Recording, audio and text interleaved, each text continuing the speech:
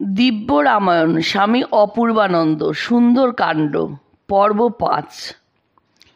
সীতা অঙ্গুরীয়টি হাতে নিয়ে বারবার বুকে ও মুখে ঠেকাতে লাগলেন। আনন্দে তার মুখমণ্ডল উজ্জ্বল হয়ে উঠল। তিনি আনন্দশ্রু বিসর্জন করতে করতে বললেন, হে রামের দূত, তুমি আমার প্রাণদাতা। তোমাকে কিভাবে পুরস্কৃত করব বুঝতে পারি না। তুমি মহাবীর, কর্মপটু ও বুদ্ধিমান। তোমার ঋণ আমি কখনো শোধ করতে পারবো না। তোমাকে আমি সামান্য মনে করি না। রাম নিরাপদে আছেন তো? আমার উদ্ধারের চেষ্টা করছেন তো? ভাতৃবৎসল ভরত কি তার সেনা ও মন্ত্রীগণকে পাঠাবেন? আমি কি শীঘ্র দেখতে পাবো যে রামের অস্ত্রাঘাতে রাবণ সব অংশে বিনষ্ট হয়েছে? দূত, আমার মতো স্নেহের পাত্রী তার আর কেউ নেই। যতকাল তার সংবাদ পাবো ততকালই আমার জীবন। এই সব বলে সীতা মাথা নিচু করে কাঁদতে লাগলেন।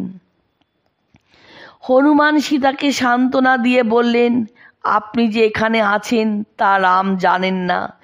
এখন আমার কাছে সংবাদ পেয়ে তিনি শীঘ্রই সুগ্রীবের সৈন্য নিয়ে লঙ্কা আক্রমণ করে আপনাকে উদ্ধার করবেন।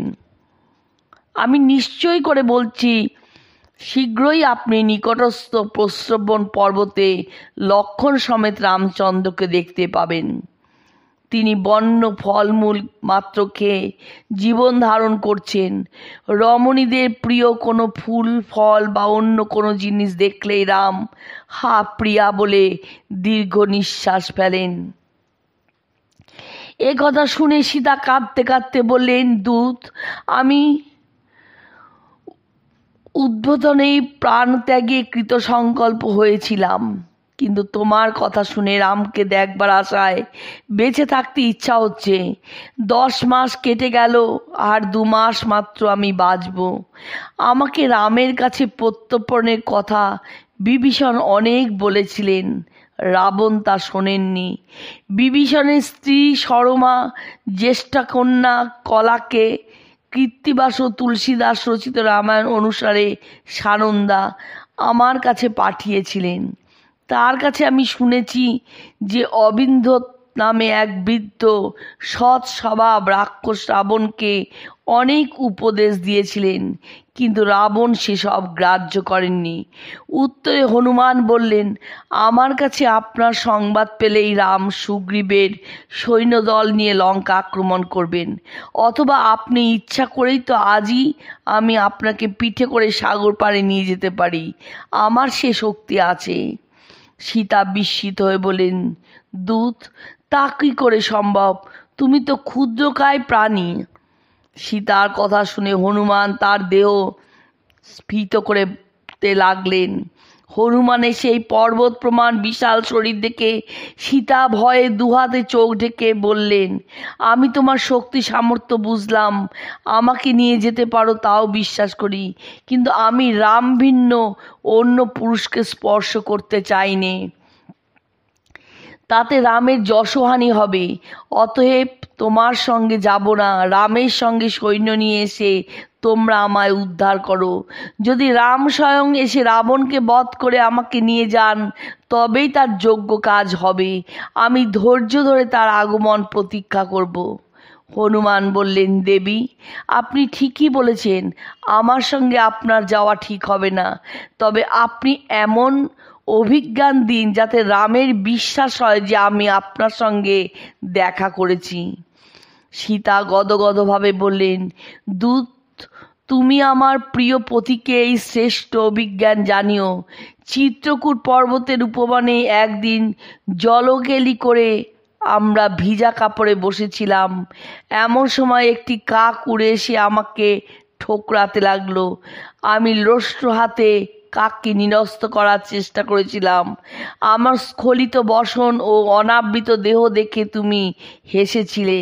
তাতে আমার রাগ ও লজ্জা হয়। তুমি আমার সান্ত্বনা দিলে। পরে তোমার কোলে মাথা রেখে অনেকক্ষণ ঘুমিয়ে পড়েছিলাম। ঘুম ভাঙতে ওই কাক আবার এসে আমার গায়ে পড়ল এবং বুক ঠুকরে দিল। তুমি ক্রোধে চারিদিকে তাকে ওই কাককে দেখতে পেয়ে একটি তৃণ নিয়ে মন্ত্রপুত করে তাতে ব্রহ্মাস্ত্র যোজনা করে ওই জ্বলন্ত তৃণ ব্রহ্মাস্ত্র রূপে নিক্ষেপ করলে। ইন্দ্রপুত্র জয়ন্ত ওই কাক রূপ ধরে দুষ্ট অভিপ্রায়ে আমার স্তন ঠুকরে দিয়েছিল।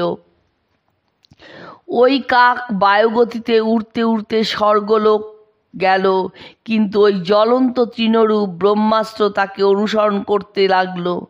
স্বয়ং ইন্দ্রও তাকে রক্ষা করতে পারলেন না। তখন সে তোমার শরণাপন্ন হয়। তার কাতরতায় দয়া করে তুমি তার প্রাণ রক্ষা করলে, কিন্তু অব্যর্থ ব্রহ্মাস্ত্র স্বরূপ জ্বলন্ত তৃণ তার ডান চোখ নষ্ট করে প্রতিনিবৃত্ত হলো। তখন ওই কাকরূপী জয়ন্ত কৃতজ্ঞ হৃদয়ে তোমাকে নমস্কার করে নিজের স্থানে চলে গেল। ওই অভিজ্ঞান রূপ উপাখ্যান শেষ করে সীতা বললেন, দূত রামকে আমার প্রণাম জানিও এবং যে লক্ষণ রামের প্রতি পিতৃবৎ আমার সঙ্গে মাতৃবৎ ব্যবহার করেন এবং যিনি আমার অপেক্ষাও রামের প্রিয় তাকে আমার কুশল প্রশ্ন করো। তারপরে সীতা তার বস্ত্রাঞ্চল থেকে দিব্য চূড়ামণি রূপ মণি বের করে সজল নয়নে হনুমানের হাতে দিয়ে বললেন, হে বীর, এটি রাঘবকে দিও। এই অভিজ্ঞানটি দেখলেই আমাকে, আমার মা ও পিতা জনক এই তিনজনকে তার মনে পড়বে।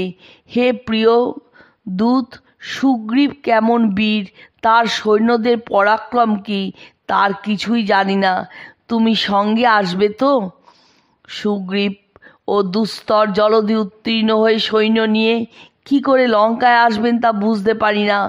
হনুমান বললেন, দেবী, আপনি আশ্বস্ত হন, শীঘ্রই রাম লক্ষ্মণ সুগ্রীব সহ অগণিত সৈন্য নিয়ে এখানে আসবেন এবং আপনি রামের সঙ্গে মিলিত হবেন। রামের মতো বীর জগতে আর কে আছে? সীতাকে বিনীত প্রণাম করে হনুমান যাবার জন্য প্রস্তুত হলেন। সীতা সজল নয়নে বললেন, দূত, রাম লক্ষ্মণ ও সসচিব সুগ্রীবকে আমার কুশল দিয়ে বলো, আমায় যেন এ দুঃখ সাগর থেকে শীঘ্র উদ্ধার করেন।